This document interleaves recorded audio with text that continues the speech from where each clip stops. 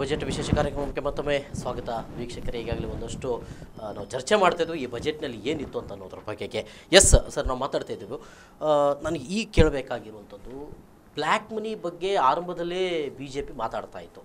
ನಾವು ಬಂದ ನಂತರ ಎಲ್ಲ ಬ್ಲ್ಯಾಕ್ ಮನಿಯನ್ನು ಹಿಂದಕ್ಕೆ ತರ್ತೇವೆ ಅಂತ ಅನ್ನೋದು. ಸೊ ಬಜೆಟ್ನಲ್ಲೂ ಕೂಡ ಇಲ್ಲಿ ಪ್ರಸ್ತಾವವಾಗಿದೆ, ಶಿಕ್ಷೆ 10 ವರ್ಷವರೆಗೆ ವಿಧಿಸ್ತೇವೆ ಅಂತ ಅನ್ನುವಂಥದ್ದು ಏನಿದೆ ಸರ್?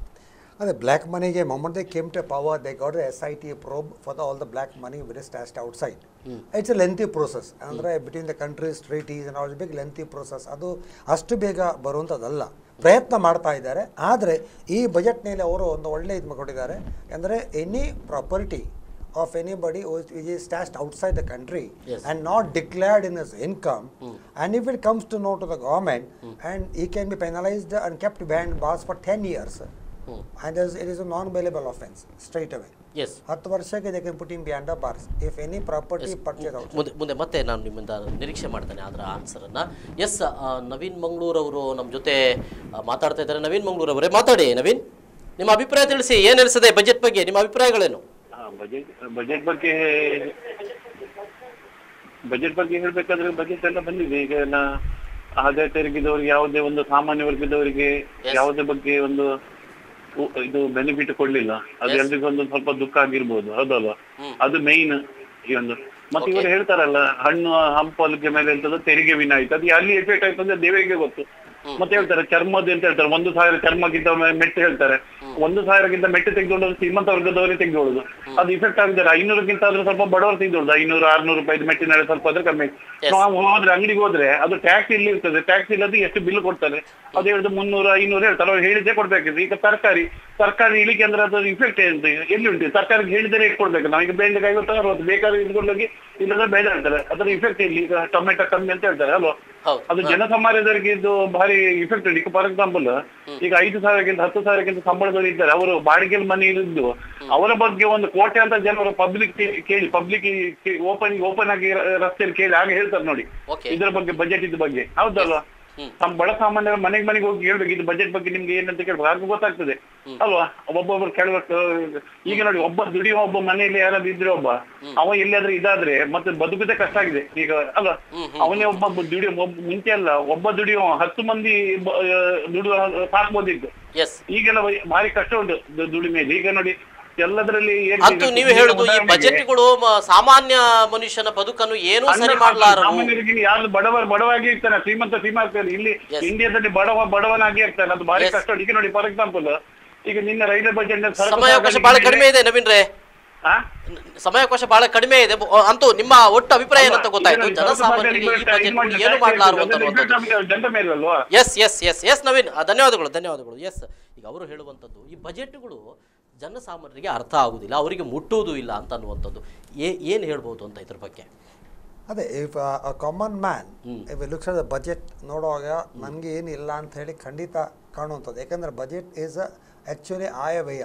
ಇಡೀ ವರ್ಷಕ್ಕೆ ಸರ್ಕಾರ ಎಷ್ಟು ಇನ್ಕಮ್ ಬರಬೇಕು, ಎಷ್ಟು ಖರ್ಚು ಮಾಡಬೇಕು ಅಂತಾರೆ. It's on macro level. At micro level people think what is there for me, ನನಗೇನಪ್ಪ ಅಂತೇಳಿ. ಅದು ನೋಡ್ಲಿಕ್ಕೆ ಹೋದರೆ the containing common man is more bother about inflation. ನಾವು ಟುಡೇ ಇನ್ಫ್ಲೇಷನ್ ಇಸ್ 5%. 5% ಹೇಳಿದರೆ ಇವತ್ತಿದ್ದ ಬೆಲೆ 5 ರೂಪಾಯಿ ಜಾಸ್ತಿ ಆಗಿದೆ ನಾಳೆ. 5% ಗೆಟ್ಸ್ ಮೋರ್ ಅಂತ. So earlier inflation was 8%, 9%, 10%.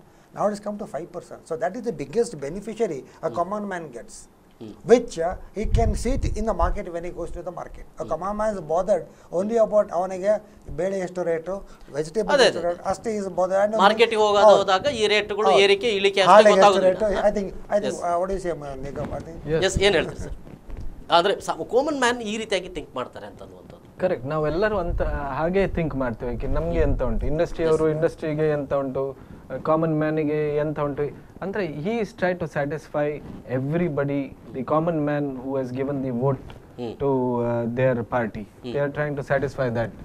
The mandate that they have got, I think the majority that they have got is because of the people of India.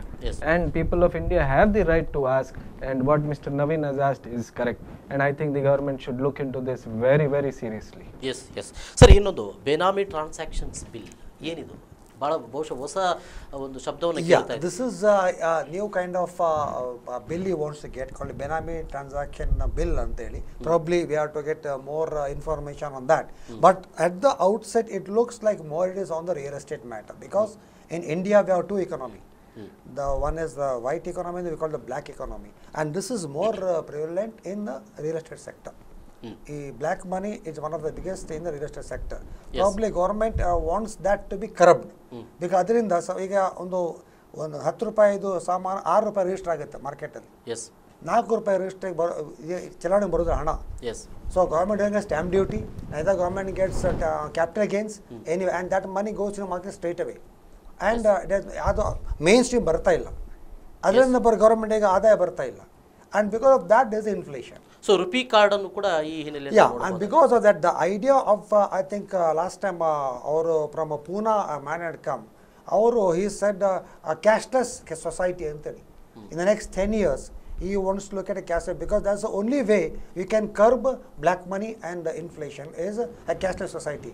And that's the reason the RuPay type card he wants more to popular debit card and a credit card so that there will be no less of cash. So whenever there is cash, there is corruption, there is black money, there is parallel economy. This cash is the karana. So elli cash kammi agutta when everything is coming in mainstream, the black is ಅಲ್ಲ eliminated. ಈ ಒಂದು ಬಿಲ್ಲಿನ ಮೂಲಕವಾಗಿ ನಾವು ಈಗ ಏನು ಬಹಳ ಮುಖ್ಯವಾಗಿ ಹೊರದೇಶದ ಬ್ಯಾಂಕ್ಗಳಲ್ಲಿ ಇಲ್ಲಿನ ಶ್ರೀಮಂತರ ಹಣ ಇದೆ ಅದನ್ನು ತರಬೇಕು ಅನ್ನುವಂಥ ಒಂದಷ್ಟು ಪ್ರಯತ್ನಗಳಾಗಿರೋದು, ಇದ್ರ ಮೂಲಕ ಏನಾದರೂ ಒಂದು ಸೀರಿಯಸ್ ಆದಂಥ ಆ್ಯಕ್ಷನ್ ತಗೊಳ್ಳಿಕ್ಕೆ ಸರ್ಕಾರಕ್ಕೆ ಸಾಧ್ಯ ಇದೆಯಾ ಅಂತ? ಈ bill it is more for in our country, in our country. ಇಲ್ಲಿಯ ಟ್ರಾನ್ಸಾಕ್ಷನ್ಗಳಿಗೆ ಇವನ್ ಈಗ ಮುಂಚೆ 5 ಲಕ್ಷ ಇತ್ತು ಫಾರ್ ಡೊಮೆಸ್ಟಿಕ್ ಮಾತ್ರ, ಈಗ 1 lakh ಕೂಡ ಪ್ಯಾನ್ ನಂಬರ್ ಕೊಡಬೇಕು. Any purchase you buy for 1 lakh also require a PAN card. So that government is very serious on curbing the black money because black money is the only source of corruption as well as inflation. Yes. So once they are able to curb it, I think the inflation will come down, economy will be on track and the nation will grow. Yes sir. ಹೊಸನಿ sir, gold ಅಂತ ಅನ್ನೋದು ಬಹುಶಃ ಭಾರತದ ಒಂದು traditional ಆದಂಥ ಒಂದು ಉದ್ಯಮ ಅಂತ ಹೇಳ್ಬೋದು, ಇಂಡಸ್ಟ್ರಿ ಕೂಡ ಹೌದು ಅದು. ಎಸ್. ಸೊ ಈ ಗೋಲ್ಡ್ ಬಗೆಗೆ ಏನಾದರೂ ಅಂದರೆ ಇದನ್ನು ಒಂದು ಪಬ್ಲಿಕೈಸ್ಡ್ ಆಗಿ ಅಥವಾ ಅದು ಒಂದು ನಮ್ಮ ಫಂಡ್, ಈಗ ಅದು ಒಂದು ಫೈನಾನ್ಸ್, ನಮ್ಮ ದೇಶದ ಫೈನಾನ್ಸೇ, ಬಟ್ ಅದು ಗೊತ್ತಿಲ್ಲದೆ ಇರುವಂಥ ಫೈನಾನ್ಸ್ ಆಗಿ ಉಳಿದಿದೆಯಾ? ಏನಾದರೂ ಬಜೆಟ್ನಲ್ಲಿ ಈ ಬಗ್ಗೆ ನಾವೇನಾದ್ರು ಮಾತಾಡ್ಬೋದಾ ಅಂತ? ಅವರು ಗೋಲ್ಡ್ ಮಾನಿಟೈಸೇಷನ್ ಮಾಡ್ತಾ ಇದ್ದಾರೆ, ಅಂದರೆ ಗೋಲ್ಡ್ ಬಾಂಡ್ಸ್ ತರಿಸ್ತಾ ಇದ್ದಾರೆ. ಇದರ ಬಗ್ಗೆ ಈಗ ನಮ್ಮ ಭಾರತೀಯ ನಾರಿಯನ್ನು ನೀವು ಗೋಲ್ಡ್ ಬಾಂಡ್ಸ್ ಕೊಟ್ಟರೆ ಅವರಿಗೆ ಖುಷಿ ಆಗುದಿಲ್ಲ. She wants to wear the gold and be happy with the gold. So I don't know how much this scheme will work. But the new thing that the government has done, ಈ ನಮ್ಮ coin ಅಲ್ಲಿ Victoria queen ಇದ್ದು ಒಂದು ಚಿನ್ನ ಬರ್ತಿತ್ತು, ಈಗ ಅವರು ಅಶೋಕ ಚಕ್ರ ಚಿನ್ನನ್ನು ತರ್ತಾ ಇದ್ದಾರೆ. So I feel that is make in India, that they are bringing it in very good step. ಮತ್ತೆ ಈ ಗೋಲ್ಡ್ ಬಾಂಡ್ಸ್ ಅನ್ನು ಎಷ್ಟು ಸಕ್ಸಸ್ ಆಗ್ತದೆ ಅದು ಗವರ್ಮೆಂಟ್ ಮೇಲೆ, ಎಸ್, ಅವರು ಹೇಗೆ ಪ್ರಮೋಟ್ ಮಾಡ್ತಾರೆ. ಎಸ್. ಇನ್ನು ಬಹಳ ಮುಖ್ಯವಾಗಿ ನಮ್ಮ ಈ 2 ಸೌತ್ ಕೆನರಾ ಡಿಸ್ಟಿಕ್ನವರು ದುಬೈನಿಂದ ಬರ್ತಾ ಇರುವಾಗ ಗೋಲ್ಡ್ಗಳನ್ನು ತರ್ತಾ ಇರ್ತಾರೆ, ಸಿಕ್ಕಿ ಬೀಳ್ತಾ ಇರ್ತಾರೆ. ಏನಾದರೂ ಸ್ವಲ್ಪ ತರಬಹುದು ಅನ್ನುವಂಥದ್ದು ಏನಾದರೂ ಮತ್ತೆ ಈ ಬಜೆಟ್ ನಿರೀಕ್ಷೆ ಮಾಡ್ಬೋದಾಗಿದೆ ಹೇಗೆ ಅಂತ? I don't think so. There's any benefit on that. And on the whole, for Dakshina Kannada ಮತ್ತೆ ಉಡುಪಿಗೆ ಅಂತ ಹೇಳುವಂಥದ್ದು ಬಜೆಟ್ ಅಲ್ಲಿ ಏನು ಇಲ್ಲ. The only thing is visa on arrival. ಗೋಲ್ಡ್ಗೆ ಬರುವಾಗ ಅದು ನೆನಪಾಯ್ತು ನನಗೆ. S. The visa on arrival, which was early for a few countries, now we want to make it to 150 countries. Probably that may boost the tourism in India and particularly South Canara and Udupi also probably a little bit on the tourism ಅದು ಸ್ವಲ್ಪ ನಮಗೆ ಬೂಸ್ಟ್ ಸಿಗ್ಬೋದು ಅಂತ ನನಗೆ ಕಾರಣವಿನ ಬೇರೆ ಅಂತ ಕಾಣೋದಿಲ್ಲ. ಆದರೆ ಈ ಬಜೆಟ್ ಇನ್ನೊಂದು ಇಂಪಾರ್ಟೆಂಟ್ ಅಂದರೆ ನಾವು ಎಲ್ಲಿಂದ ಅವ್ರು ಹಣ ಮಾಡ್ತಾರೆ, ಹೇಗೆ ಅವರು ಹಣ ಬಜೆಟಿಗೆ ಮಾಡ್ತಾರೆ ಹೇಳುವಾಗ ಅದು 3 ಇಂಪಾರ್ಟೆಂಟ್. ಒಂದು ಟ್ಯಾಕ್ಸ್ ಫ್ರೀ ಬಾಂಡ್ಸ್ ಮಾಡಿದ್ದಾರೆ, ಒಂದು ರೈಲ್ವೆ ಬಾಂಡ್ಸ್, ಒಂದು ರೋಡ್ ಬಾಂಡ್ಸ್, ಇನ್ಫ್ರಾಸ್ಟ್ರಕ್ಚರ್ ಬಾಂಡ್ಸ್ ಮಾಡಿ. ಸೊ ನಾವೇನು ಸಹ ಎಲ್ಲಿಂದ ಹಣ ಬರ್ತವರಿಗೆ ಈ ಖರ್ಚು ಮಾಡಲಿಕ್ಕೆ ಹಣ ಬೇಕಂತೇಳಿ. So government has now made innovative idea of floating a tax free bond to develop the roads, tax free bond to develop the railways. ನಿನ್ನೆ ಸುರೇಶ್ ಬಾಬು ಹೇಳಿದರು ನಾನು ಇನ್ಕಮ್ ಮಾಡಿಸ್ತೇನೆ. ಎಲ್ಲಿಂದ ಹೇಳುವಾಗ one of the reason is tax free bonds for railways, tax free bond for infrastructure and tax free bonds for the roads. ಮತ್ತು ಇನ್ಫ್ರಾಸ್ಟ್ರಕ್ಚರಿಗೆ ಈ has given 70,000 crores ಈ ವರ್ಷ. ರೋಡ್ಸಿಗೆ 25,000 ಕೋಟಿ. So once infrastructure and roads are in place, the whole economy gets geared up. Yes. And that's how we can see the Achhe Din or the progress probably 6 to 9 months down the line. I think we can say that. Yes. In export ಏನಾದರೂ ನಾವು ನಿರೀಕ್ಷೆಗಳು ಇಟ್ಕೊಳ್ಬೋದಾ ಅಂತ ನಾನೀಗ ಈ ನಮ್ಮ 2 ಡಿಸ್ಟಿಕ್ನ ಬಗೆಗೆ ನಾವು ಹೇಳ್ಕೊಳ್ತಾ ಇರುವಾಗ ನಮ್ಮ ಈ 2 ಡಿಸ್ಟಿಕ್ನ ಒಂದೊಮ್ಮೆ ನಾವು ಆಗ್ತಾ ಇರುವಂಥ ಎಕ್ಸ್ಪೋರ್ಟ್ಗಳು ಇವತ್ತು ಭಾಳ ಕಡಿಮೆ ಅಂತ ಅನ್ನೋದು ಇಡೀ ಸ್ಟೇಟಲ್ಲಿ 2%. ಒಂದೊಮ್ಮೆ ನಮ್ಮ ಟ್ರೆಡಿಷನಲ್ ಇಂಡಸ್ಟ್ರಿ ಏನಿದೆ ಇಡೀ 2 ಡಿಸ್ಟ್ರಿಕ್ಟ್ನ ಟ್ರೆಡಿಷನಲ್ ಇಂಡಸ್ಟ್ರಿ ನೋಡಿದ್ರೆ ನಮ್ಮ ಎಕ್ಸ್ಪೋರ್ಟ್ಗಳನ್ನು ಇವತ್ತಿಗೆ ನಾವು ಕಂಪೇರ್ ಮಾಡಿದರೆ ಅವತ್ತು ಜಾಸ್ತಿ ಇತ್ತು. ಏನು ಯಾಕೆ ಹೀಗೆ, ಯಾಕೆ ನಮಗೆ ಅದನ್ನು ನಮ್ಮ ಬಜೆಟ್ನಲ್ಲಿ ಹೇಳ್ಕೊಳ್ಳಿಕ್ಕೆ ಸಾಧ್ಯ ಆಗ್ತಾ ಇಲ್ಲ ಈ 2 ಡಿಸ್ಟ್ರಿಕ್ ಇದು ಅಂತ? ಈಗದು ಎಕ್ಸ್ಪೋರ್ಟ್ ತಾವು ನೋಡಿದರೆ ನಮ್ಮ NMPT port is handling the highest cargo ever for the last year and this year. ನಮ್ಮ NMPT ಇಂದ ಯಾವುದೆಲ್ಲ ಮಟೀರಿಯಲ್ ಆ ಬಹುಶಃ MRP ಎಲ್ಲ ಆಗ್ಬೋದು. ಮಾತ್ರ ಒಂದು ವಿಷಯ ನಿಮಗೆ ಹೇಳಬೇಕಾದ್ರೆ ನಮ್ಮ ಕಾಫಿ ಚಿಕ್ಕಮಂಗ್ಳೂರಿಂದ NMPT ಪೋರ್ಟಿಂದ ಹೋಗ್ತಾ ಉಂಟು, ಅದು ಬಹಳವಾಗಿ ಎಕ್ಸ್ಪೋರ್ಟ್ ಆಗ್ತಾ ಉಂಟು. ಕ್ಯಾಶ್ಯೂ ಆಗ್ತಾ ಉಂಟು ನಮ್ಮ ಕ್ಯಾಶ್ಯೂ ಇಂಡಸ್ಟ್ರಿಯಿಂದ, ಮತ್ತೆ ಅಯನ್ ಪೆಲೆಟ್ಸ್ ಆಗ್ತಾ ಉಂಟು, ಫಾಸ್ಫರ್ ಆಗ್ತಾ ಉಂಟು, ಕೋಲ್ ಬರ್ತಾ ಉಂಟು, ಅಂಥದ್ದೆಲ್ಲ ಆಗ್ತಾ ಉಂಟು. ಈಗ ನಮ್ಮ ಗವರ್ಮೆಂಟ್ ಅವರು ಎಂತ ಮಾಡಿದ್ದಾರೆ, they are going to develop small ports, they are going to privatize small ports. ಈ ಒಂದು ಆಗಿದ್ರೆ ನಮ್ಮ ದಕ್ಷಿಣ ಕನ್ನಡ ಜಿಲ್ಲೆಯಲ್ಲಿ ಒಂದು 5 ಅಥವಾ 6 ಪೋರ್ಟ್ ಒಂದು ಡೆವಲಪ್ ಮಾಡಿದ್ರೆ, ಪ್ರೈವೇಟೈಸ್ ಮಾಡಿದ್ರೆ, ನಮ್ಮ ಅಭಿವೃದ್ಧಿಯನ್ನು ನೋಡಿದ್ರೆ I think it should increase by 5 folds if this really takes off. And things should move in a right direction for the businessmen of Mangalore. Yes sir, ಈಗ ಒಂದೊಮ್ಮೆ ಅಡಿಕೆಯನ್ನು ಇಂಪೋರ್ಟ್ ಮಾಡ್ತಾ ಇದ್ರು, ರಬ್ಬರನ್ನು ಕೂಡ ಇಂಪೋರ್ಟ್ ಮಾಡ್ತಾ ಇದ್ರು. ಭಾಳ ದೊಡ್ಡ ಸಮಸ್ಯೆ ಆಯಿತು. ಒಮ್ಮಿಂದೊಮ್ಮೆಲೆ ನಮ್ಮ ರಬ್ಬರ್ ಮತ್ತು ಅಡಿಕೆಯವರು ಕಂಗಾಲಾಗಿ ಹೋದ್ರು. ಇಲ್ಲ, ನಾವು ಇನ್ನು ಮುಂದೆ ರಬ್ಬರ್ ಬೆಳಲಿಕ್ಕೆ ಸಾಧ್ಯ ಇಲ್ಲ ಅಂತ ಅನ್ನುವಂಥ ಮಟ್ಟಿಗೆ ಬಂತು. ಏನಾದರೂ ಬಜೆಟಲ್ಲಿ ಇದೆಯಾ, ಅಥವಾ ಒಂದು ಒಟ್ಟಾರೆಯಾಗಿ ನಾನು ಹೇಳ್ತಾ ಇರೋದು ಈ ಬಜೆಟಲ್ಲಂತೂ ಒಟ್ಟಾರೆಯಾಗಿ ನಾವು ನಿರೀಕ್ಷೆಗಳನ್ನು ಇಟ್ಕೊಳ್ಬೋದಾ ಅಂತ ಅನ್ನುವಂಥದ್ದು. ಅಂದರೆ ಒಮ್ಮಿಂದೊಮ್ಮೆನೇ ಸರ್ಕಾರಗಳು ಇದಾಗ್ತದೆ, ಬಾಂಗ್ಲಾದೇಶದಿಂದ ಶ್ರೀಲಂಕಾದಿಂದ ರಬ್ಬರ್ಗಳು ಬಂದು ಬಿಡ್ತವೆ. ಸೊ ಈ ಸಮಸ್ಯೆ ಬಗ್ಗೆ ಏನಾದರೂ? I think overall the rubber rates and rates of areca have stabilized now, and farmers are happy now.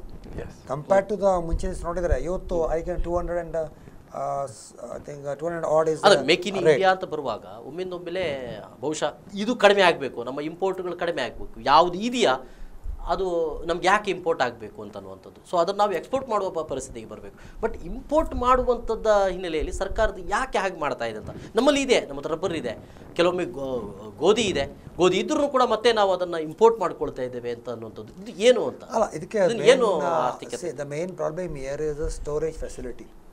ನಮ್ಮಲ್ಲಿ ಭಾರತ ದೇಶದಲ್ಲಿ ನಾವು ಉತ್ಪತ್ತಿ ಮಾಡ್ತೇವೆ. ಈಗ ಅಗ್ರಿಕಲ್ಚರಿಗೆ ಪ್ರಾಬ್ಲಮ್ ಏನಂದರೆ, ಈಗ fair price, there is no fair price for agriculturist. ಇನ್ನೊಂದು ಏನಂದರೆ, ದರ್ ಇಸ್ ನೋ ಸ್ಟೋರೇಜ್. ಅವ ಮಾಡಿದ agriculture produce, if it is not sold within a limited period, it gets decayed. It goes ಹಾಳಾಗುತ್ತೆ. ಅದು ಸ್ಟೋರ್ ಮಾಡಲಿಕ್ಕೆ proper storage ನಮ್ಮಲ್ಲಿ ಇಲ್ಲ. S. And because that the middlemen are taking advantage of it. Yes. So the grower hardly gets a 10%, 20% per kg for a tomato. At the end of the day, we find it 20 rupees in the market here, and that goes for wastage or middleman because of lack of storage in our country. So that this government is giving more focus for the storage facilities, cold storage facilities. ಈಗಾಗಲೇ ತುಮಕೂರಲ್ಲಿ ಒಂದು ದೊಡ್ಡ yes. ಅದಕ್ಕೆ ಯಾಕಂದ್ರೆ ಈ ಅಗ್ರಿಕಲ್ಚರ್ನವರಿಗೆ cold storage facility ಕೊಟ್ಟರೆ he can get a better price, and he can eliminate the middleman and get a fair price for his produce, and thereby we will find more of agriculture produce coming up in India, and more farmers being happy, and the country prospers. So ಈ ಮೂಲಕವಾಗಿ ಒಂದು ಹಳ್ಳಿಗಳ ಅಭಿವೃದ್ಧಿ ಇದರ indirect ಆಗಿದೆ ಅಂತ. The benefit goes to the villages, indirect benefit. Yes, ಒಂದು ಸಣ್ಣ ವಿರಾಮ ತೆಗೆದುಕೊಳ್ಬೇಕು. ಒಂದು ಬ್ರೇಕ್ ತಗೊಳ್ತಾನೆ ವೀಕ್ಷಕರ. ಬ್ರೇಕ್ ನಂತರ ಮತ್ತೆ ನಮ್ಮ ಬಜೆಟ್ ವಿಶೇಷ ಕಾರ್ಯಕ್ರಮ ಮುಂದುವರಿಯುತ್ತೆ.